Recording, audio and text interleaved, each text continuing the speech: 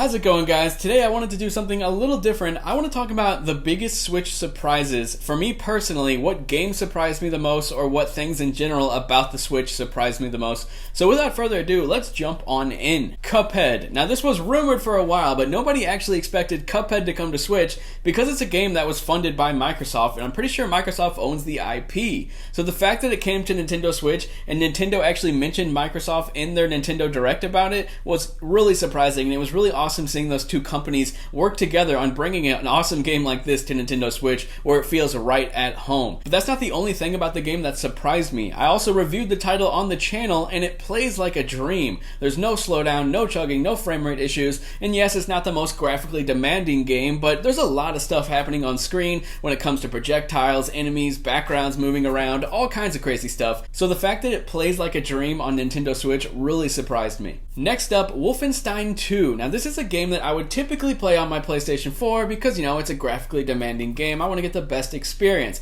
However, I got the Switch review code, so I figured, hell, I'm going to play it on this platform, and it actually surprised me a ton. Not only did I love the game, the story, the characters, the funny cutscenes, the gameplay was a blast, everything about it, but the game actually ran really well on Switch. And yes, when you're seeing the Switch version side by side with PlayStation 4, you can see an obvious difference, but when you don't have nothing to go off of, the game doesn't look too bad at all on Nintendo Switch, and it plays wonderfully. Another thing that surprised me that may not have surprised you as much was getting Rocket League on Nintendo Switch. Now, Rocket League's probably one of my favorite games of all time, just due to the sheer amount of time that I've put into it. It's so much fun, and I love playing it with my friends. However, I did not expect it to come to Nintendo Switch due to the Switch not having any analog triggers. So that pretty much means when you're accelerating on the Switch version, it's either all or nothing. There's no in between, there's no slowly accelerating. It's just full speed or no speed at all, and it actually works perfectly fine. I expected it to be an issue, but I've played a ton on Switch, and it feels pretty much the exact same. I rarely see it as a problem, and I'm just so happy that Psyonix decided to bring the game to the Nintendo Switch. They're still updating it. It's the same as all the other platforms. Obviously, it doesn't look as great, but it still gets all the updates, all the seasonal stuff, and I'm just still having a blast with it across all the platforms. Next up is Tetris 99. Now, I don't really play this game that much just because I'm not very good at it. However, when it first launched and everyone was sort of getting the hang of things, I spent a lot of time with this game, and I had a blast. Now, the reason why this surprised me is because this is a game exclusively for Nintendo Switch that its whole purpose is to promote Nintendo's online service. I think this is a thing that Nintendo needs to continue if they want people to subscribe to their service, and getting exclusive deals like this with companies is the smartest thing I think they can do. Or I don't know, maybe giving us N64 and GameCube games, that'd be really cool as well, but until then, I think they should bring more online-only games to the Nintendo Switch service. I think it would benefit them greatly, and I think Tetris 99 is a blast.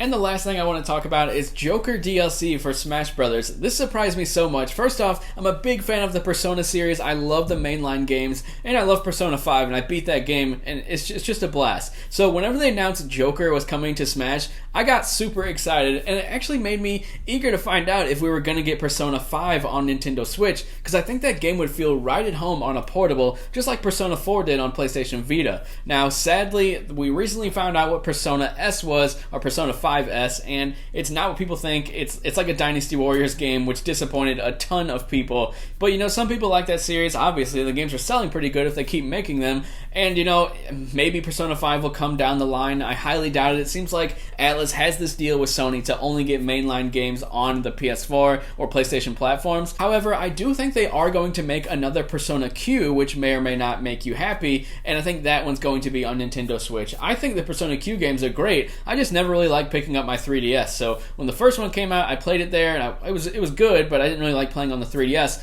Now that the second one's coming out, there's no way I'm going to pick it up. I just want it on my Switch, and I think that's how a lot of people are these days. But anyway, that's all I got to say today, guys. Those are the things that surprised me the most about the Nintendo Switch over the past few years. There's probably some other things that I'm forgetting, but be sure to let me know your biggest surprises down in the comments section below. Let's talk about it. I'll talk to you guys later.